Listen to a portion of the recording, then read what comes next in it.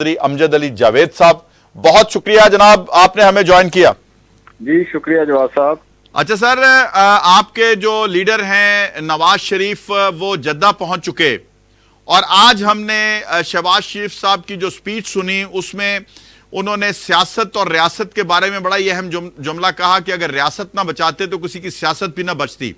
और साथ उन्होंने ये भी कहा कि नवाज शरीफ के आने से आइन शिकन जो है वो परेशान हैं। हम मुहब्बे वतन लोग नवाज शरीफ को खुशामदीद कहेंगे।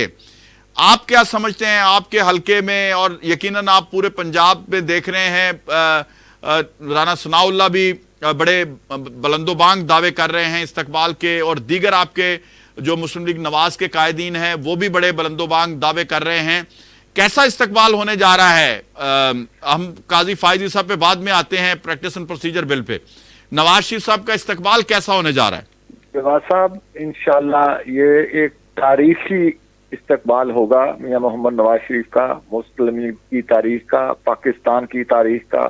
क्योंकि हर तरफ हम देख रहे हैं, आज हमारी फैसलाबाद डिवीजन की राना सनाउल्लाह खान साहब ने मीटिंग ली हुई थी डिवीजनल कोऑर्डिनेटर के साथ।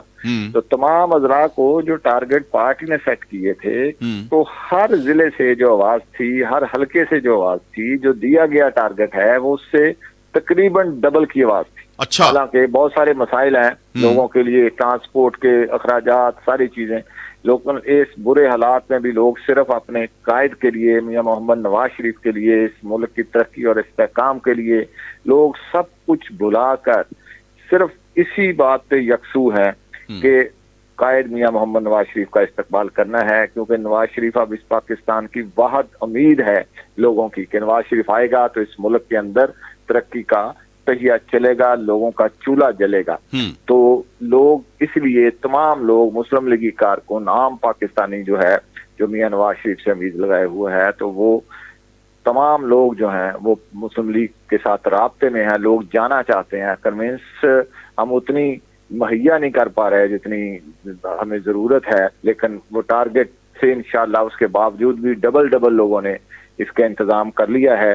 तो उसके बावजूद भी लोग ज्यादा जाने के ख्वाहिशमंद हैं। ठीक है। अच्छा, हमें तो ये महसूस होता है कि ये शायद रिकॉर्ड आइंदा भी कभी बीट नहीं हो सकेगा। अच्छा। जो पाकिस्तान मुस्लिम लीग ने कायम कर। चलें जी, अल्लाह करे आपकी उम्मीद जो है वो पूरी हो, यकीन में बदले। अच्छा, मुझे सिर्फ ये भी बता दीजिए कि कल जो काजी फाइज ईसा साहब की सरबराही में एक फुल कोर्ट सुप्रीम कोर्ट के फैसला आया है प्रैक्टिस एंड प्रोसीजर, चूंकि आप बेसिकली आप कानूनदान भी हैं, तो इस हवाले से ज़रा बताइएगा। क्योंकि आज आज़म नज़ीर तारड़ साहब ने भी कहा है कि नवाज शरीफ की जो नाअहली है सुप्रीम कोर्ट की ऑब्जर्वेशन के बाद जो है वो 5 साल की हो गई, वो अपनी नाअहली का वक्त गुजार चुके हैं। एक बात ये, तो ये जो प्रैक्टिस एंड प्रोसीजर बिल के ऊपर चे मंगोइयाँ हैं, ये जो अफवाह साजी का बाजार गर्म है कि नवाज शरीफ को अपील का हक नहीं मिला, उससे उनके वज़ीर आज़म बनने में बहुत बड़ी रुकावटें हैं, तो जरा ये क्लियर कर दीजिए कि आप के ताई आप आइन और कानून की रोशनी में इसको कैसा देखते हैं? देखें, जो प्रैक्टिस एंड प्रोसीजर है जिसको सुप्रीम कोर्ट ने वैलिड करार दिया है, और उसमें अवाम का हक हुक्मरानी पहली मर्तबा अदालत आलिया की तरफ से जो तस्लीम किया गया है, यानी अवाम जो मुंतखब, जो पाकिस्तान के आइन के अंदर लिखा हुआ है कि अल्लाह ताला के बाद पाकिस्तान के अवाम जो मुंतखब नुमाइंदे अवाम के होंगे उनके जरिए वो अपना हक इस्तेमाल करेंगे। सही। तो आज कल वो तारीख साज फैसला है जो आइंदा इसके असरात पाकिस्तान के जमहूरी मुस्तकबिल पे नजर आएंगे। तो और जहां तक मियां साहब की नाअहली की बात है, तो इसमें वो एक ज़ाहिर एक क्लास जो है वो 9 और